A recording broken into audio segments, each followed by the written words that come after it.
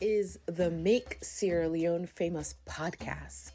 If you're looking to explore Sierra Leone and understand its culture and its people, you've come to the right place. On every show, you'll meet Sierra Leonean creatives and entrepreneurs overcoming challenges and beating the odds. They are artists, filmmakers, musicians, chefs, writers, storytellers, and designers leading Sierra Leone's orange economy, both at home and from the diaspora. I'm your host, Vickie Remoe, journalist, entrepreneur, and community builder on a mission to expand Sierra Leone's presence on the web. Hashtag Make Sierra Leone Famous. The other voice you'll hear on Make Sierra Leone Famous is sound engineer and producer Frankvin Bob McEwen at VRNC Marketing Company in Freetown, where this show is mixed and mastered. Now, make the show begin.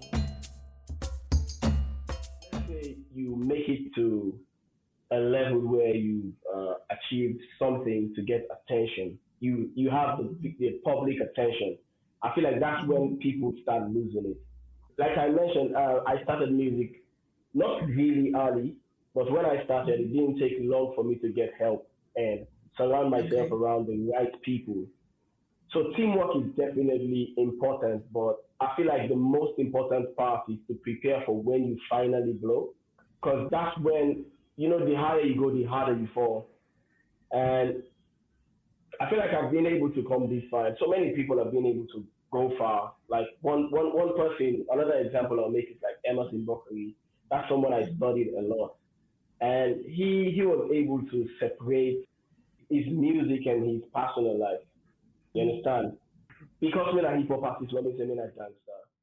Today on the Make Sierra Leone Famous podcast, I am talking to a man whose first album earned him 4 awards, including the Album of the Year, Best Afro Hip Hop Artist of the Year, Male Artist of the Year, and Best Live Performer. In 2019, he also won the Sierra Leone Artist of the Year Award from AWOL. And if you don't know what AWOL is, it stands for All Works of Life. I am talking to someone who people love a lot. I mean, the love is a lot. If you were in Sierra Leone this December, I feel like there was no day that I was on the internet where there wasn't some like, oh, he's so great. Oh, I just went to his show. Oh, this, oh, that. There's a lot of hype. I don't know if they're paying for this hype, but there is a lot of hype. Ladies and gentlemen, I'm talking to Benjamin Menelik George, known to you as Drizilik. That's Drizilik with 1 L, not 2. When I listen to your album, it feels so familiar and like I just feel like I get it, right? I know it. Like I like speak this language. And so when I listen to it, I wonder if when you were making this record, it was your intention to make a kind of like a portrait or a biography of Freetown. I'm not going to say Sierra Leone because Sierra Leone is a bigger place. And this album feels very urban, like more about city life. So were you trying to make a body of work that spoke to a collective experience inside this Shukubai? So I actually got the name for the album after recording the album. The Shikublai song was actually the last song recorded on the album. And before recording the album, I didn't really have a concept. It wasn't like we had sat down and said, well, we're going to make an album that sounds like this, to talk about this, to talk about that. So before the album, that's exactly how my music sounded like. And those are mainly my topics, you understand? I draw inspiration from conversations I have with people everywhere, almost everywhere. And sometimes I just pick these lines and then make stories out of them and then try to make it more relatable to the people around. So that wasn't really the concept of the album, but after recording Shukublai, I just sat there and like, yeah, this one song actually says everything that I'm trying to say on all these other songs. Then I finally realized then that was the title of the album. That was exactly what I was trying to say. And it didn't only make up for the title of the album. I feel like that's what my music is about. That's like the best way I can describe it. With all these genres I play with, I can't say I'm just a hip hop artist or a rapper. Yes, I rap. Primarily, that's what I do. But I work with afrobeats. Like on the Shukubla album, I have a baile funk album that sonically is from all the way Brazil. I have an afrobeat record on it. I have rap records on it. I have different music from different genre and different locations across the globe. So to put my whole, how should I say, approach and everything into music in one word, I would say it's the Shukubla music, and Shukubla means community to me. So it wasn't like we had that as part of the plan, but that's how it turned out. How do you, I mean, you're talking about like drawing references from a lot of different places. And instantly I'm just like, how do you draw references from so many different places, but at the same time manage to preserve a very authentically Sierra Leonean sound? Like there's just a recognition in the same way that like when I hear a song, when I hear an Afrobeat song or any song that someone has made in Sierra Leone trying to sound maybe like a Nigerian song, the minute I hear the song, I can hear like Nigeria stamped on the song, even though the artist is Sierra Leonean. So how were you able to kind of take reference from or let like be influenced by other works, but still have this like Sierra Leonean identifier in the music? I think one important factor is the language, because one thing I always do before I say anything in English, or yeah, before I say anything in English, I try to see how well it would sound in Creole. And if it does sound well and it rhymes well with the lines before or after or the whole thing, I rather say it in Creole. So that's one thing I do always try to turn. Sometimes I just have ideas of songs and think about how well I can like say it in Creole. Like for example, Possin Okaya with Possin. So Possin no go home with Possin. But the Possin one go home with Possin, and left to the Possin, once you know first other Possin next.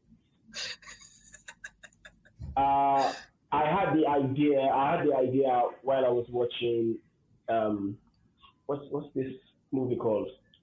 Uh, not the girl next door. The other one where the guy and the girl were they had an agreement to have sex like it's tennis or something like that. But yeah, so it's basically a movie talking about people wanting to freely link up with other people without having to think about their boundaries and all that. And there are ways I could have said that in English, but I decided to say it in Creole just because it could work, and some things just sound better in Creole in music.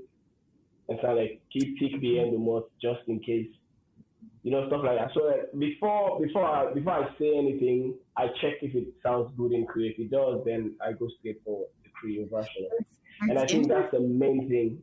Yeah. No, sorry, go ahead. Because I was gonna say it's interesting that the two lines that you've highlighted are ones that have to do with like women and relationships. Is this a theme that's of a lot of interest to you? Definitely is.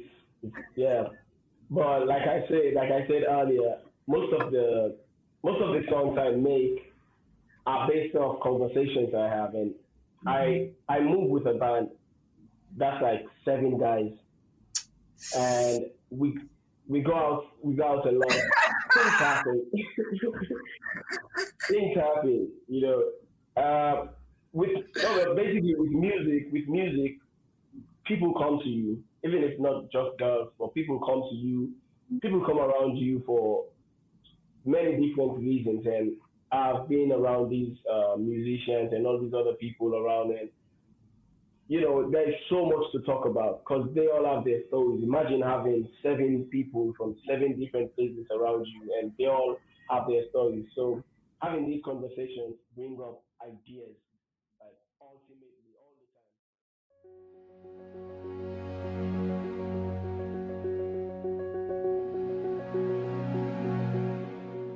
The Make Sierra Leone Famous podcast is made possible by Dot Blue.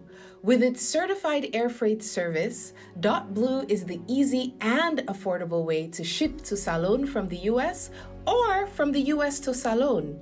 No need to wait till someone is going home. Dot Blue will deliver your next package to Sierra Leone in 15 days or less. To ship with Dot Blue, contact us on WhatsApp on +1 240 460 2056 or +232 88 313 330. In Sierra Leone, you can find our office at 17A Wallace Johnson Street in Freetown. Fly and go with Dot Blue. We go deliver for you. DOTBLEU.com.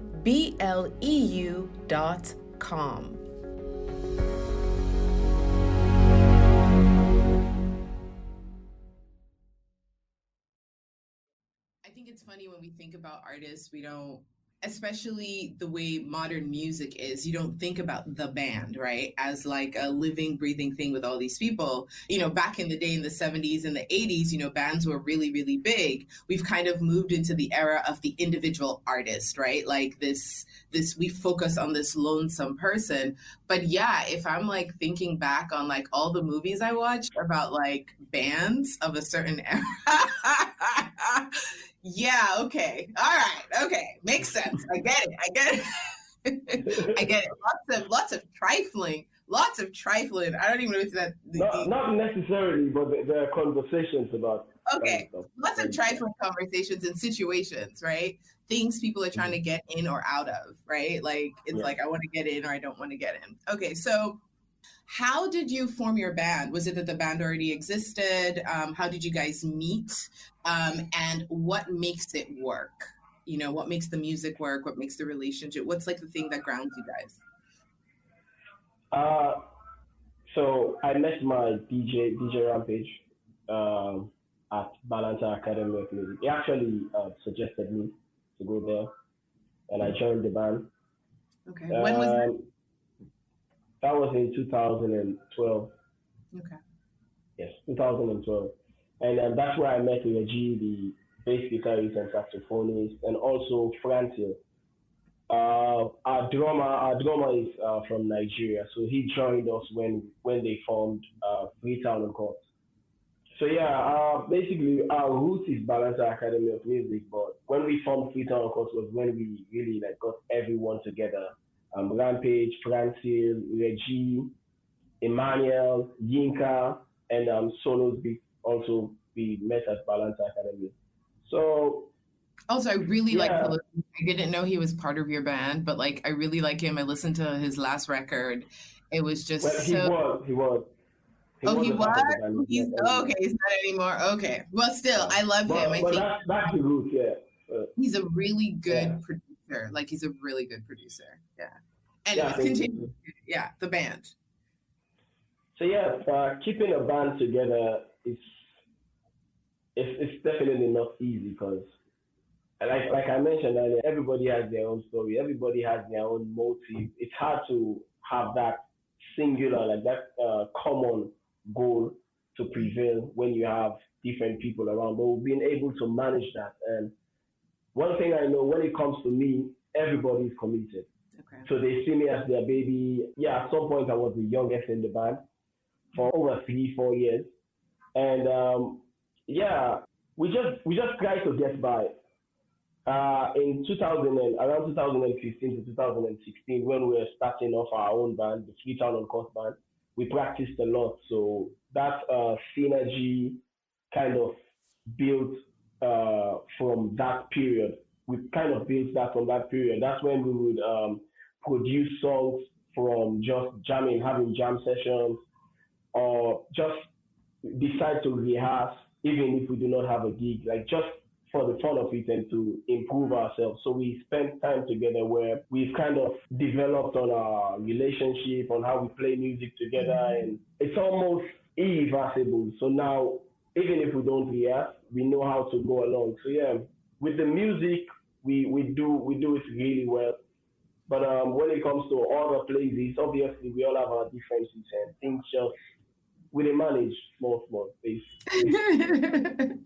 I think it's interesting to talk about a group of Sierra Leonean men who, I mean, it's a side that I don't hear a lot about, where like there's enough affection that like people consider, oh, you're the baby of the band, so we're all gonna rally around you. It just sounds like a really nurturing thing. You know, our men aren't necessarily known to be nurturing. I'm not trying to like share propaganda or like be negative, but you don't really hear a lot about like Sierra Leonean men as a group being nurturing of each other. So that just sounds really beautiful. So I'm glad that you guys were able to, yeah, no, it's just dope. Like I love it. I love it. Yeah. So Rampage introduced you to Balanta. And that's how you got your start in music, or were you already kind of flirting with the idea of being a musician and then you connected with him and then he took you on that journey? How did you find music, and then how did the people around you deal with your discovery of music and allow you to embrace it? So when I discovered music, that was in 2010. We were on holidays. That was around between July to September. I grew up on Wellington Street, and most of us were like a year older or a year younger, like the same age group basically. And it was a lot of boys. We all loved hip hop, and we will do things in common. If I start rapping today, a friend of mine will start rapping tomorrow, and then another one will pick it up, and another one will pick it up. So music just started like a flu, and it just spread like that all around the community. But my parents didn't really notice how serious it was back during the holidays because it was just like a normal thing. Like we all go ride bike, we all go play football, we will all like play tennis or go out for swimming and stuff like that. I guess they just took it as a holiday thing until school resumed, and I didn't really want to go back to normal reading and studying and all that. I mean, I wasn't really like a serious student. I guess my grandmom noticed me writing rhymes and being around books, which is not normal. And we didn't have the conversation, but she's the type to just watch and observe for long and just observe and observe. And I guess she realized that was like the very first thing I was actually really passionate about. Yeah, apart from football, but football is normal. I knew I wasn't going to be a footballer. And when I discovered music, like she noticed the seriousness, and even though the rest of the family were like, but she was close because we lived together, and they didn't have much influence on that decision because my aunt, which was like a very strong figure, which is like a very strong figure still, and back then, like she lived in another house, like away. So she would call and ask, "What's going on? Da da da da da. I hear you doing this music thing, but that's it." Then when I go back home to my grandmom, I'll just continue. And not long after 2010, 2011, by then I had released one mixtape, yeah, just one mixtape album. And we went for this fashion show. So they booked us, that was my first booking. I had just one mixtape, myself and a friend of mine. So we went for this fashion show, we performed, and Rampage was there. He was there with the band director. They were like judges of the whole contest. It wasn't even a music contest. We were like guest artists. And he spotted me. He was like, okay, fine. I think he's good. One thing he saw was me performing without the backing vocal. So it was all live performance, even though like it was just instrumentals playing in the background and me rapping over it. And he was like, oh, well, if he can rap over empty instrumentals, maybe he can rap with a band or do something. And they wanted a hip hop artist in the band because it was more like a reggae and R&B band, and they wanted to add more genres. So Okay. like he suggested me, and yeah, we took it from there. From 2012, that's when I told my grandmom I had joined the Academy of Music. That's when she started showing some respect and actually giving consent, like expressed consent.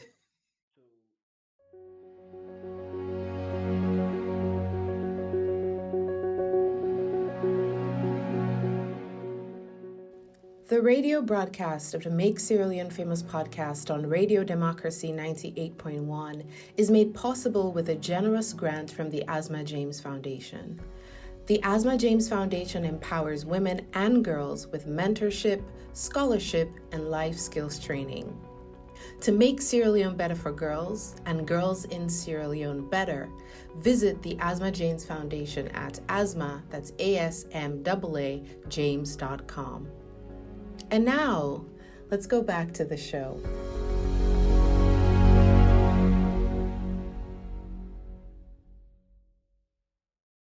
You have my blessing. Yeah, and I mean, I bribe him a lot. Like I would buy her Maltina. Like, not Maltina. Yeah. Honestly, so we love those sweets. all through December, the band will go for like 20 different gigs because they'll book. And I'll just perform this song, just one song. I had just one song with the band.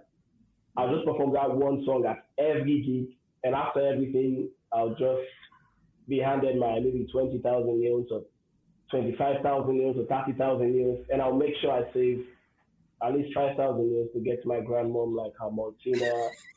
Because that's the only thing. Like, that was the only like thing. You wanted to say like there's more where that came from. Like, yo, just roll with me, roll with me. Your Maltina supply, like it's about to go. So yeah, but most importantly, that was the only thing saving me from my aunts and my uncle because they were calling to check. Things had gotten serious and they were calling to check. Like what's really going on? What is Benjamin doing? What is he like to understand? And did you drop out of? Did you finish high school? Did you finish secondary school, or did you drop out once you discovered music? I finished. Oh, okay, okay. So, oh, that's fine. Phew, okay. God, because people be worried. Did you go to university, or did you decide against it? I did not. No, I didn't. Oh. I didn't go. Congratulations for not wasting your life away. Well, honestly, that topic is not. Let me be really honest. I understand how some people feel about university. I honestly wanted to go. It's just that music engaged me in a way I couldn't pay attention to anything, and that was my first passion. Like I didn't grow up knowing I want to become a doctor or a lawyer. There was nothing like that. So my very, very first passion was music. And that's what I spent my time with. I would have if I had time, honestly. It's not like I regret not going because, I mean, I'm doing fine. It's just that I wish I knew better, honestly. I could have done both. I think I'm smart enough to handle school and music at the same time.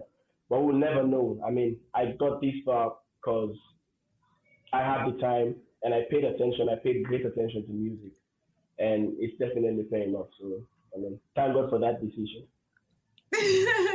No, but I think it's a very real conversation to have especially right now. It's very timely, both within context of what's going on in Sierra Leone for young people. I don't want to say people in our generation because I don't know if we're in the same generation, but let's say for people, millennials, right? That means we're in the same generation, like millennials, right? For millennials, people under 40 in Sierra Leone, ultimately, a lot of people do go to university, right? Without knowing what their passion is, without being aware of a passion, but thinking more of like, okay, what's the thing that if I do it, I'll know I'll get a job, right? Or what's the course that if I take, I don't have the intellectual strength or the intelligence to take the course I want because I didn't get into that stream. So what's the next thing that's available for me to get into? And people do that. And a lot of people come out of the university system without any kind of passion, knowing what they really want to do, and two, without the skills. So you come out, yes, you get degree, but you can't really like add value or create value. So I think it's a very, and the world is a different place. I think there's something in us that makes us all think that if you not go university, like, especially if you're not Krio, because you know how you all Krio people are. If you're Krio, the three important things: school, church, and family. So like, if you ain't gonna go to school, it's like, what? You are denying your identity. So, but in context of like where the world is today, a 4-year academic institution may not necessarily be the best thing for everybody. And so kudos to you and your grandmother for recognizing that and taking that journey, because it's scary. But then also, 5 years from now, you might decide, I'm such a big star. You know how like all these celebrities in the US, they go, when they get money, they're like, I'm going to go to Harvard and like go get an MBA and something. Like, that's definitely something I would love to do. I just haven't really decided what I want to go into yet, because I still feel like I have things to achieve in music. It's not like I will ever see music as, okay, I'm done. But there are some things I just want to land. Like, I've always wanted to release my first 3 album and then branch into something. I think I'm definitely going to find a course or something to study later on in life. Because I've learned a lot. I mean, most of what I know in music, I learned through YouTube, Google. You understand? And if I can learn that much voluntarily, without paying that much. I mean, I'm sure if I paid $1,000, data. If you how much money you don't spend per data, they don't add. I know, definitely, but imagine if I put like $10,000 and say this is for school. I definitely wouldn't mess with it, because I don't mess with the 2,000 years data. I definitely would take $5,000 or $10,000 fee. Very serious, because I understand now. No, I don't doubt it at all. We will be right back after this short music break. Recognize.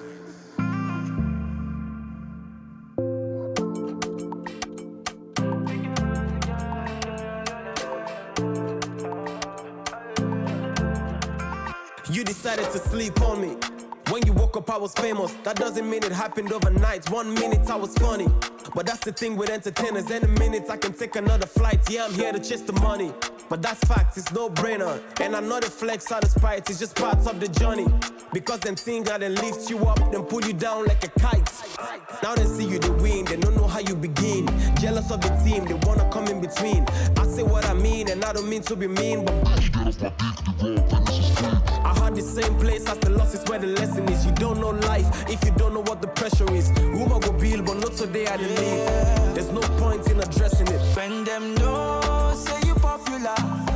Many men want to get you down. Bad man want to steal your crown. Bitches your shine, you got to climb. Them know, say you popular. Many men want to get you down. Bad man want to steal your crown. Bitches your shine, you got to climb.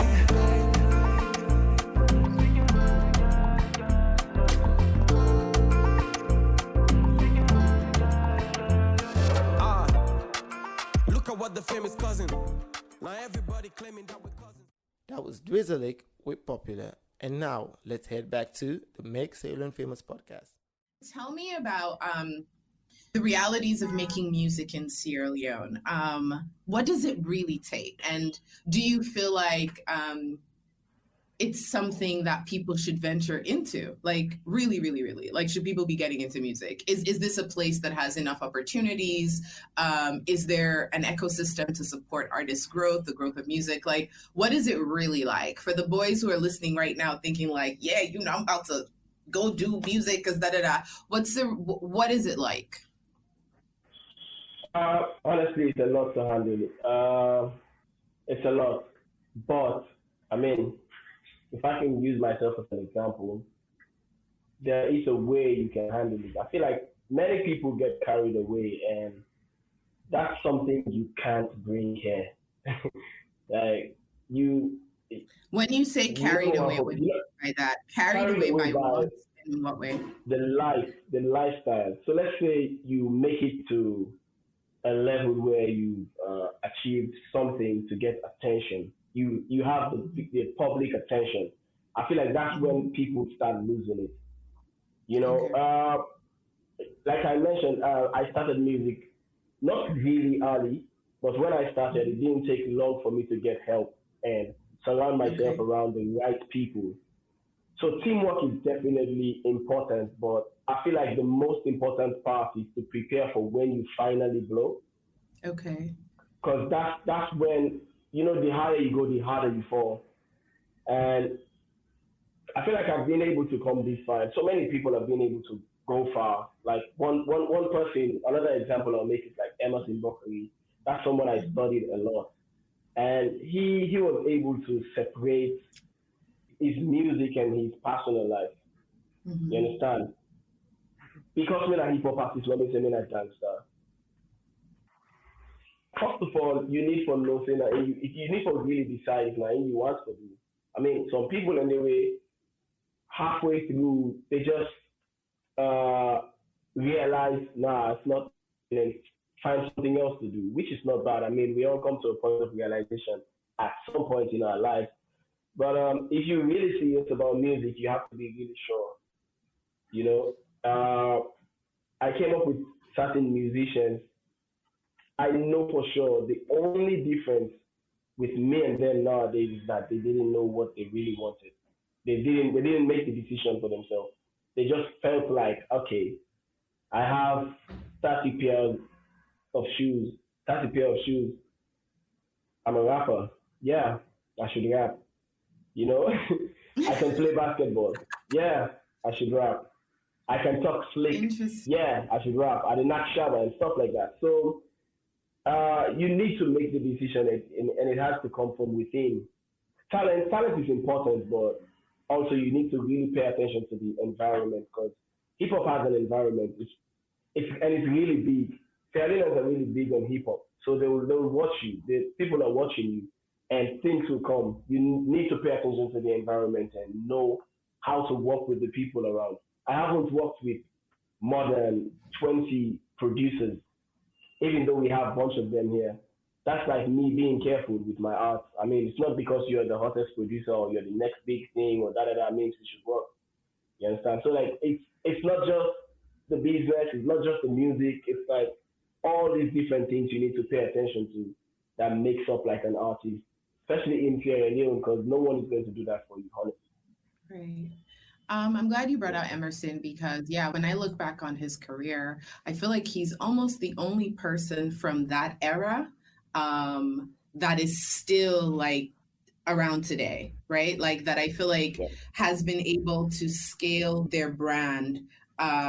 Maybe hasn't gone global, as in like he's not a known international act outside of Sierra Leone. Like, if you say his name in Ghana, people don't know who he is. If you say it in Nigeria, but within the Sierra Leonean community, for us, both at home and the diaspora, he's the one artist that I feel like from where I begin go salon, like ever, where I foresee in music, he's the one person that's still around and has grown and is like a superstar.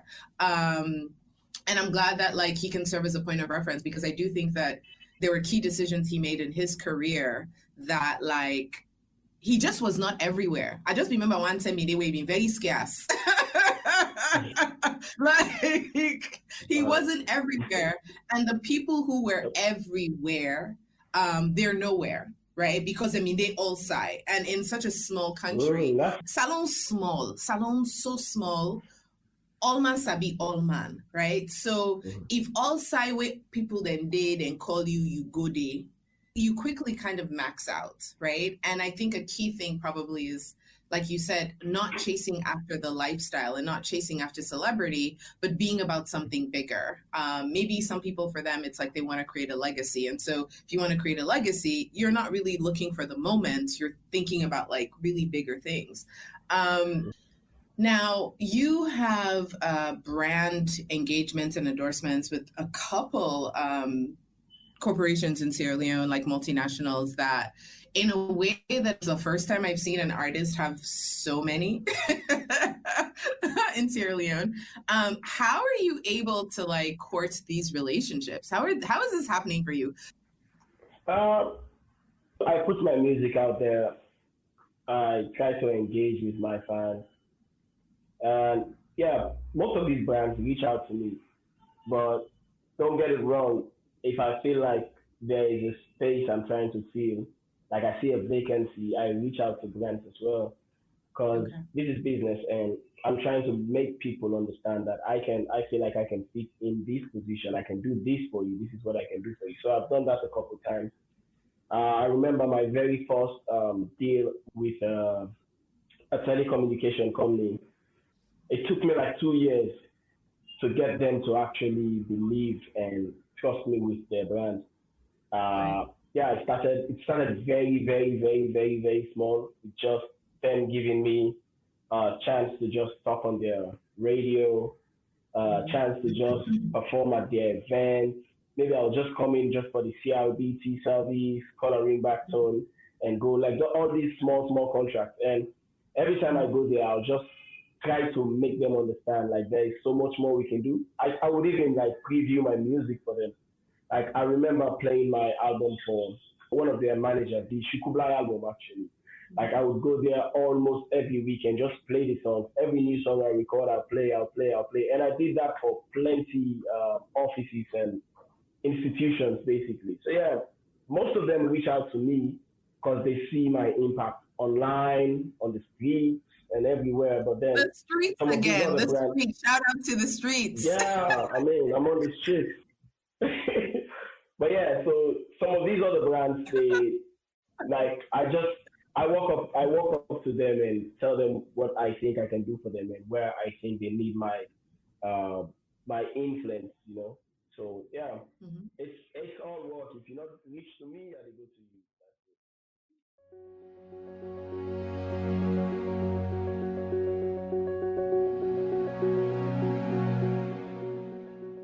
We will be right back after this short message from our brand partner, the Dollhouse Boutique. The Make Sierra Leone Famous podcast is supported by the Dollhouse Boutique, an American household brand for one-of-a-kind fashion and bespoke creations. Find your next stylish look at shopdollhouseboutique.com.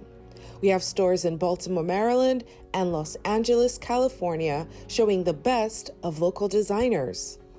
Our first international fashion boutique opens in Sierra Leone in 2022. Until then, find us on Instagram at Dollhouse MT Vernon. That's Dollhouse MT Vernon. And now, make we go back to the show.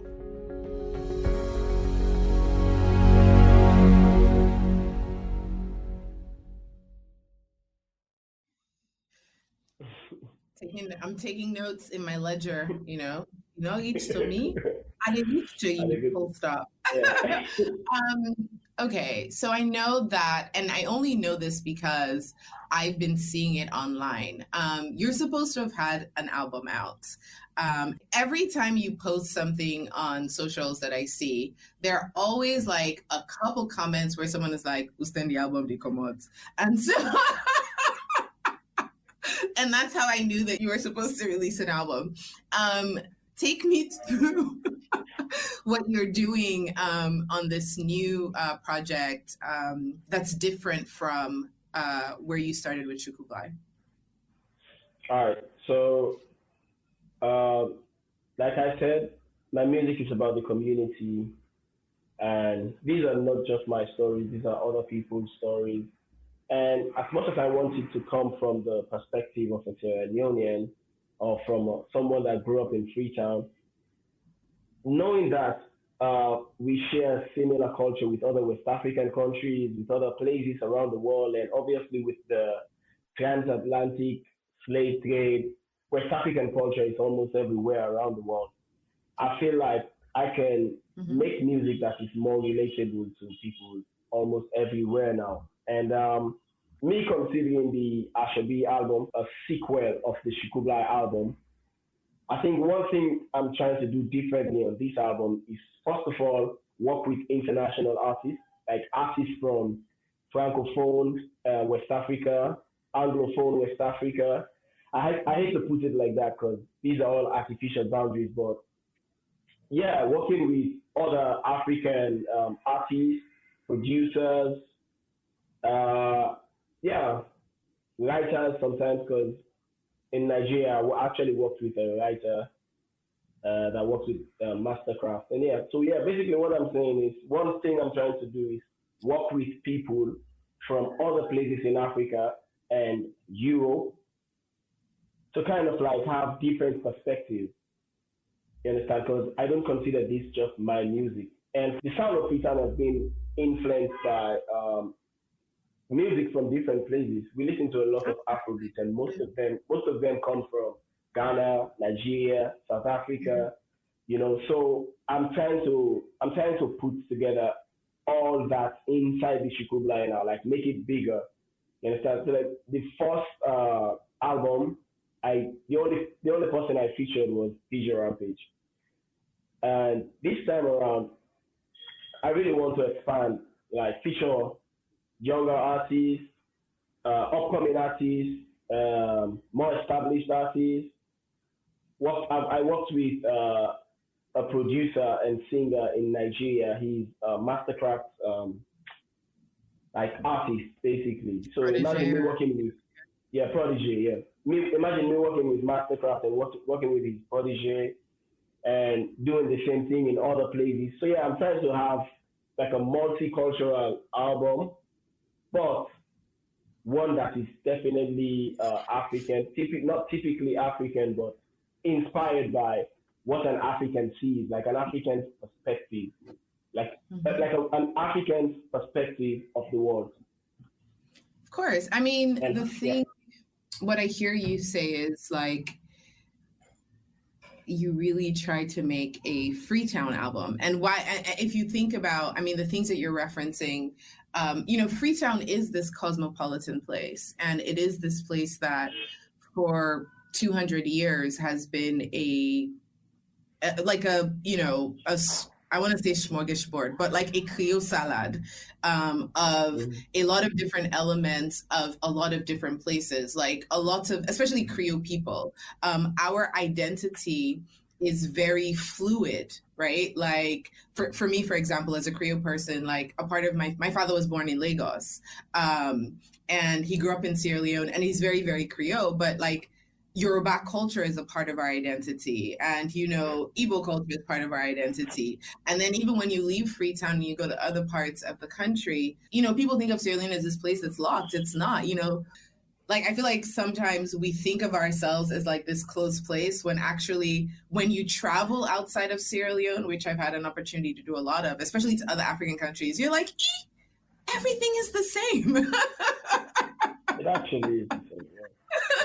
Like everything, like you don't really feel like a stranger because so much of who we are is connected to, this borderless West Africa, right? Like we're really one people. And so I'm glad that you're trying to, in this latest project, you've been able to make like a more inclusive album, but still with like a center, right? Because I mean, you're not gonna, even Ashobi Seth, Ashobi it's a Yoruba word. Now lenta go lenta. Yeah. Though but that's the thing. Yeah. With Krio, plenty of we work them now from other places. Mm-hmm. Like Pekin, like forget Patois, and Patois not to just Krio. Yeah. So yeah. Me, I just try to do this. But my question to you, Wade, are you worried Mhm. though? Are you concerned that people in Sierra Leone, like your core fan base, are going to feel like by embracing this external influence and like so much a more West African vibe or sound, that they're going to feel like you're denying your or rejecting, your pure roots and like trying to be all like trying to be all stush. I don't know. It's oh, okay. So now what we don't help you don't be famous. Now you don't. Yes, you want to make a scene. Oh, okay. So now Nigeria now there you go. Okay. Are you concerned, sir, about what the fans are gonna say? Or no, I'm not. Honestly, I'm not. I haven't even thought about it that way. I feel like okay. I know Sierra Leoneans are going to embrace this. We're in a state where it's not like we don't know what we want, but when we get served what we really need, we recognize it.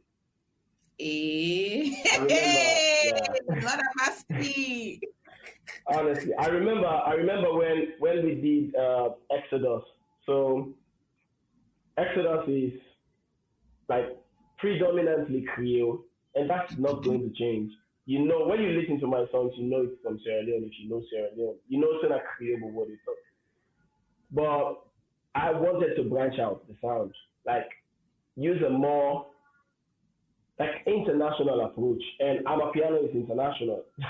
let's face it, that's global music now. It's not just South African music. It's not just Nigerian music. It's global music, and I consider myself a global citizen. That's exactly what I'm trying to say. And I feel like they'll listen to it at first and like, okay, this sounds like this and this and this. But then one thing about music, when it hits, you feel no pain.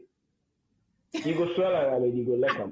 Honestly, you swell around and you go let them. Yeah, it's sweet, but the ass.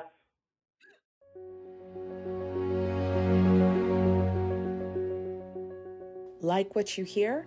Don't forget to leave us a review. Your reviews make it easier for others to find this podcast.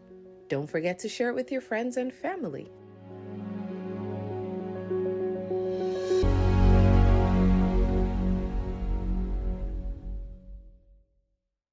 They're going to listen to the Ashobi album and know that I'm trying to make Sierra Leone not only fit in, but stand out. Because there's no way I will talk all that Creole or use all. Anyway, if I go into waiting I don't prepare, everybody will just come understand now what I have to do. And being that I don't delay the album for so long, I just don't want to give people more gist and then can begin kind of the comment section back to begin ask questions and where I know the answer right now. But yeah, trust me, this is the most indigenously Sierra Leonean project I've worked on. Okay. With the help of DJ Rampage and all these other people.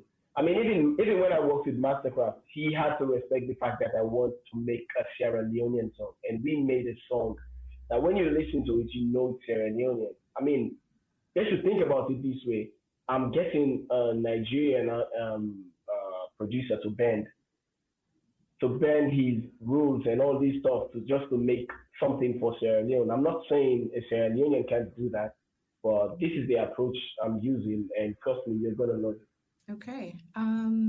Interesting. No, I played Chuk Chuk Plum for my son. Like, music is a big part of our relationship. And, he went to Sierra Leone for the first time in 3 years. Last time he went there, he was 3. So we were there in Christmas, and he listened to a lot of songs, but the one that stuck to him was Chuk Chuk Plum. So like, he is obsessed. Even now, like he'll block, he does this thing where he'll block me in the house and say, I can't pass. And he's like, what's the password? And the password is Chuk Chuk Plum. So. Nice. So he's had like a couple, like he was really into, what's his name? This Montero guy, what's his name? Lil Nas X. So Lil Nas X was like his first artist, and then he kind of fell for Stone Boy, and then he likes Burna Boy, and now he doesn't know your name yet, but like Chuk Chuk Plum is like up there for him right now. And we play it, and he's like doing the thing. You know,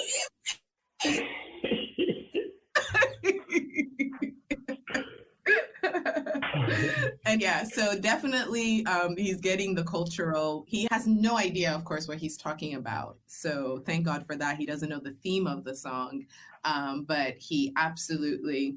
Anyway, so you have a new record coming out, and it's a West African record, basically, is what I hear.